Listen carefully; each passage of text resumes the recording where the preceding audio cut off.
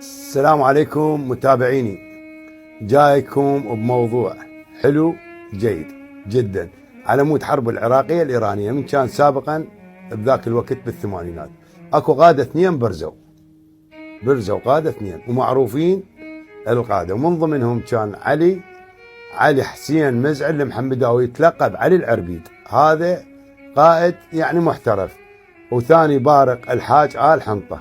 هذول الاثنين قادة مضبوطين. يوم من الايام قاعدين احنا طالعين تدريب، كان قائد فرقة مالتنا استغفر الله العفو امر لواءنا علي العربيد. خذونا ساحة ميدان رمي، من الصبح ظلينا للساعة ب 12 ما اجى قائد فرقة. ظل ثاني اجى، كان القائد مالنا امر لواءنا علي العربيد طالع، رجع لنا قال ها ليش لسه ظالين؟ لا سيد لحد الان القائد فرقة ما اجى. قال صعدوا يا قائد فرقة، يا دي انا ما احترف اي واحد، يلا الجيش مالي كاتلهم العطش وكاتلهم الجوع ولحد الان اكل ما ماكلين لا قصعه ولا هاي وظالين لسه. يلا ابويا صعدوا بسياراتكم. قالوا قائد فرقة، قالوا مو قائد فرقة، لو اكبر واحد يجي علي العربيد بعد مشهودت له محمداوي والنعم منه. فخليه خذانا علي العربيد، النقل من لوانه راح، صارت مده راح هواي. علي العربيد صار سالفه راد يعدمونه، راد ينعدم.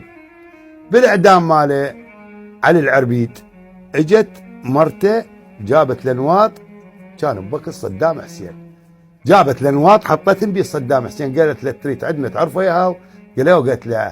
قالت له علي حسين، قال لها ما اعرفه. قالت تلقبه علي العربيد. قال لهم القبه علي العربيد وانا موقع على اعدامه؟ قالت له نعم. مرته التركمانيه، اثنين متزوج، واحد من عمامه عند ماخذ التركمانيه. فمن حطت لنواط قدام صدام حسين خلى طلعه من الاعدام، انتهى. قال لهم هذا ما يضل بالاعدام، راح. هذول الابطال الاثنين اذا طبوا هجوم علي العربيد كان على 500 واحد، وبارق كان لواء 66، بعد معروف لواء 66 قوات خاصه.